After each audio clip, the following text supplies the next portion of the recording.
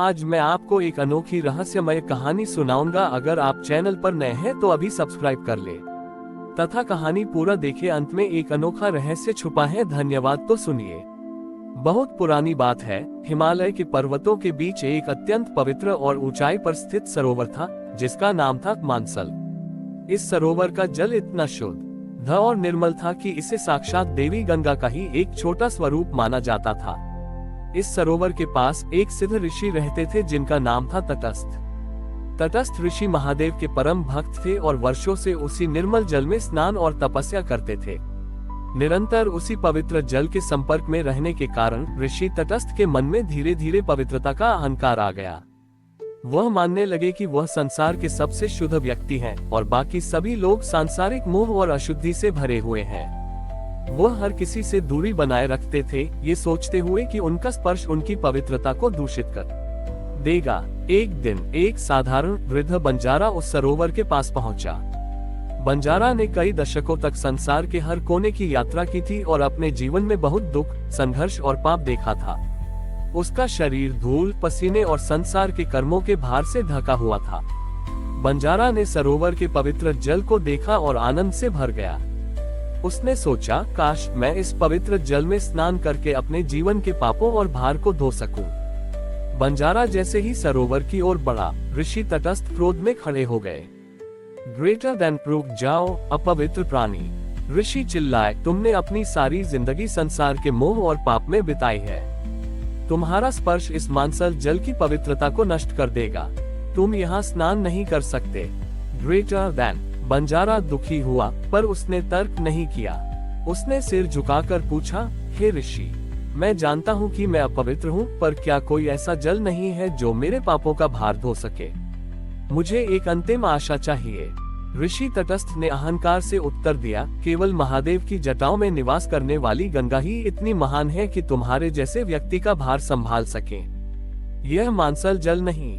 उद्धरण चिन्ह। बंजारा निराश होकर उसी क्षण उस सरोवर को छोड़कर कैलाश की ओर निकल पड़ा, ये निश्चय करके कि वह स्वयं महादेव से गंगा का जल मांगेगा। जैसे ही बंजारा ने पहला कदम आगे बढ़ाया, एक अद्भुत घटना घटी। सरोवर का पवित्र मानसल जल अचानक भयंकर रूप से उबलने और अशांत होने लगा। जल का रंग निर्मल से बदलकर गहरा नीला हो गया। ऋषि तटस्थ ये देखकर भयभीत हो गए। उन्हें लगा कि सरोवर का जल उनके अहंकार के कारण दूषित हो रहा है।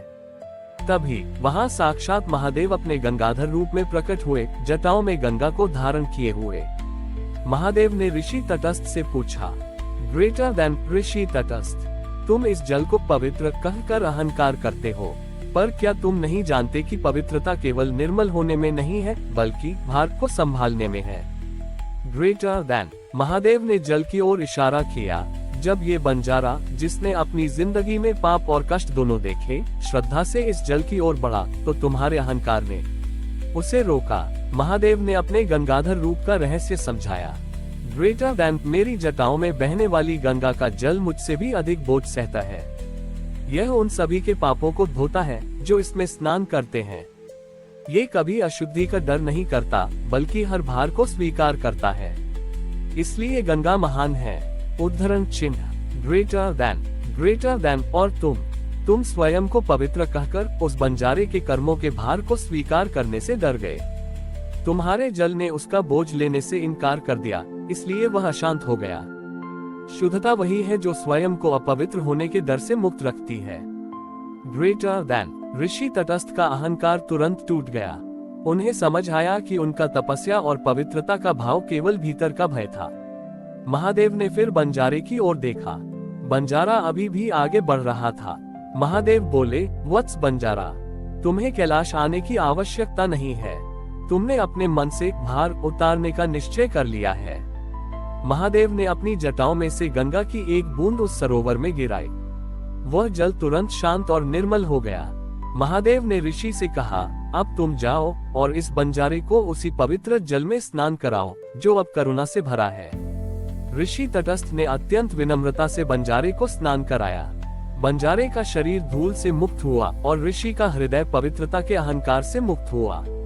महादेव ने सिखाया कि सच्ची पवित्रता एकांत में नहीं, बल्कि संसार के भार को करुणा से स्वीकार करने में है।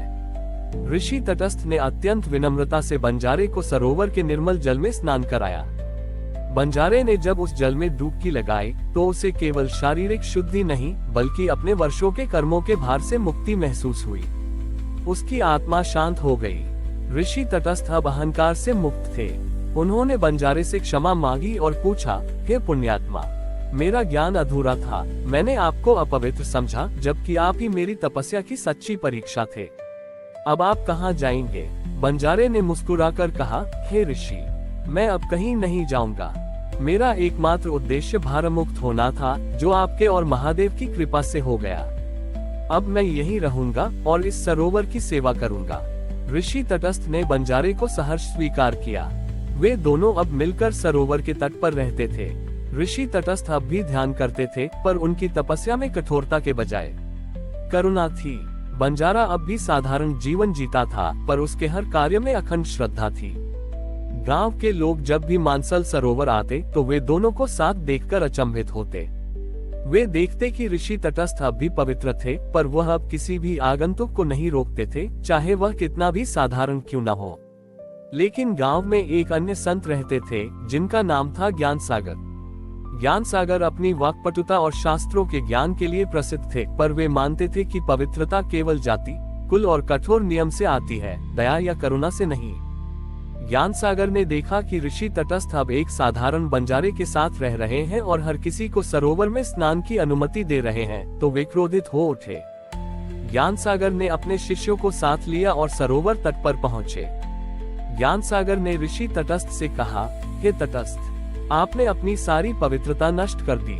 आप एक साधारण निम्न कुल के बंजारे के साथ रह रहे हैं और इस पवित्र मानसल जल को सार्वजनिक कर दिया है।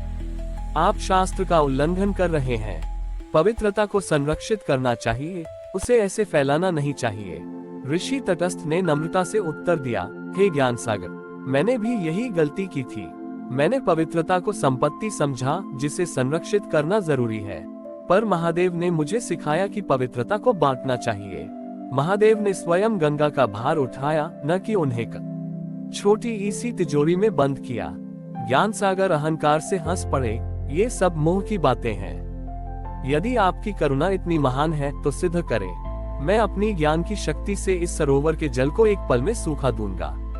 यदि आपकी करुणा में शक्ति है तो जल को स्थिर करके दिखाएं, वरना मैं आपको अज्ञानी घोषित करूंगा।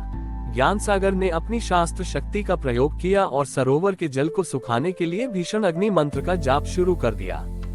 ऋषि तटस्थ ने आंखें बंद कर ली। उन्हें पता था कि वे अपनी तपस्या से जल को नहीं बचा सकते। उनके मन में पहला सहज विचार आया, वही जो महादेव ने धर्मदत्त को सिखाया था, तर्क नहीं, केवल समर्पण। ऋषि ने अपनी समस्त ऊर्जा को जल को बचाने में नहीं लगाया। इसके बजाय उन्होंने अपनी सारी ऊर्जा उस बंजारे और वहां मौजूद सभी अपवित्र समझे जाने वाले लोगों को हृदय से प्रेम करने में लगा दी। उन्होंने मन ही मन उन सभी के लिए करुणा और स्वीकार्यता की प्रार्थना की। जैसे ही अग्नि मंत्र अपने चरम पर पहुंचा, एक अद्भुत घटना हुई। सरोवर का जल सूखने के बजाय अचानक सफेद दूध की तरह गाढ़ा और अत्यधिक शीतल हो गया। जल का तापमान इतना गिर गया कि ज्ञान सागर के अग्नि मंत्र की शक्ति सरोवर के किनारे पहुंचते ही शांत हो गई। ज्ञान सागर का मंत्र विफल हो गया और वह अपनी हार से स्तब्ध रह गया। महादेव गंगाधर रूप में वहां प्रकट हुए। महादेव ने ज्ञान सागर से कहा, हे ज्ञान सागर, तुमने जल को सुखाने के लिए अग्नि का प्रयोग किया, जो तर्क और क्रोध का प्रतीक है, और तटस्थ ने जल को बचाने के लिए करुणा और प्रेम का प्रयोग किया, जिसने जल को दूध के समान शीतल और गाढ़ा कर दिया। महादेव ने आगे समझाया, प्रेम पवित्रता से अधिक शीतल होता है। तुमने पवित्रता को कठोरता से बचाने की कोशिश की और तटस्थ ने उसे करुणा से फैलाकर बचाया। सच्चा ज्ञान वही है जो हर भार को प्रेम से ठंडा कर दे। ज्ञान सागर का सारा अभिमान चूर चूर हो गया। उसने देखा कि ज्ञान का अहंकार अग्नि बन जाता है और सहज प्रेम दूध बन जाता है। महादेव ने सिखाया कि सच्ची पवित्रता केवल त्याग में नहीं, बल्कि करुणा से संसार के हर भार को शीतल करने में है। हमारी और भी आध्यात्मिक एवं अनोखी कहानियां देखने के लिए हमारे चैनल पर जाएं तथा धार्मिक एवं पौराणिक अनोखी कहानियां हमारे चैनल पर है। कृपया जाके देखें तथा हमारे चैनल को सब्सक्राइब करके रखें और वीडियो लाइक जरूर करें। धन्यवाद।